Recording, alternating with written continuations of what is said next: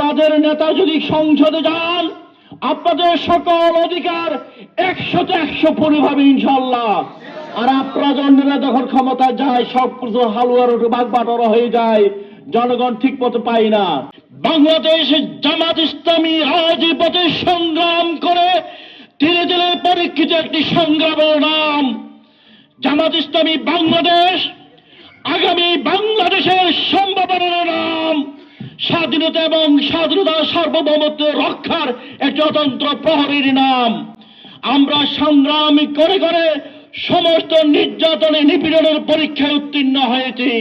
সুতরাং আমাদেরকে রক্তচক্ষু দেখাবেন না। সংগ্রামী এলাকাবাসী, আপনারা জানেন জামাত ইসলামী ইতিমধ্যে 300 আসনে তাদের প্রার্থিতা ঘোষণা করেছে। জামাত ইসলামী এছাড়া প্রতিটা ওয়ার্ডে, প্রতিটা ইউনিয়নে, প্রতিটা উপজেলায় নির্বাচন করার প্রস্তুতি গ্রহণ করেছে, যেটা বাংলাদেশ কোনো সংগঠন পারে নাই। কারণ আমাদের সংগঠন উপর থেকে নির্দেশ আসে, যেটা তৃণমূল পর্যায়ে সেই নির্দেশ হুবহু পালন করে। সম্মানিত এলাকাবাসী, নোয়াখালী সদর সুব্রতর আসন থেকে যিনি আগামী দিনে ইনশাআল্লাহ নির্বাচন করবেন, আপনারা দেখেছেন 5 আগস্ট পরবর্তী সময়ে হাসিনা পালিয়ে যাওয়ার পরে তিনি সেনাবাহিনীর গাড়িতে উঠে গাড়িতে প্রথম সংগ্রামী বক্তৃতা দিয়েছেন জনাব এসাক খন্দকার। সুতরাং আমাদের নেতা গড়তে লুকিয়ে থাকে কোনো নেতা নয়, কোনো গৈফরের নেতা নয়। আমাদের নেতৃবৃন্দ লড়াই সংগ্রাম করে সকল পরীক্ষা উত্তীর্ণ হয়েছেন। আমাদের নেতা যদি সংসদে যান, আপনাদের সকল অধিকার 100তে 100 পরিভাবে ইনশাআল্লাহ। আর আপনারা জনরা যখন ক্ষমতা যায় সব কিছু হালুয়ার বাগবাটোয়ারা হয়ে যায়, জনগণ ঠিক মতো পায় না।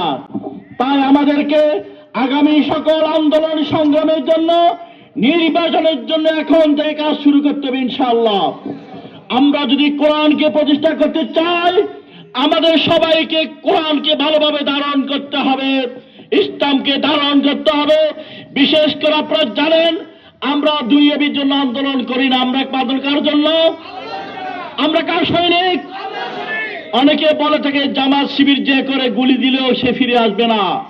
কারণ আমাদের শক্তি হল আল কোরআন, আমাদের সাহস হচ্ছে আল কোরআন, আমাদের অভিযোগ হচ্ছে মহান রব্বুল আলামিন। এই জন্য আমরা আল্লাহ তাআলা কাউকে ভয় করি না, আল্লাহ তাআলা কারোর নিকট মাথা নত করি না, আল্লাহ তাআলা কাউকে পরোয়া করি না। আমাদের জীবন মৃত্যু সবকিছু আল্লাহর জন্য। আমরা হিজবুল্লাহ আল্লাহর সৈনিক।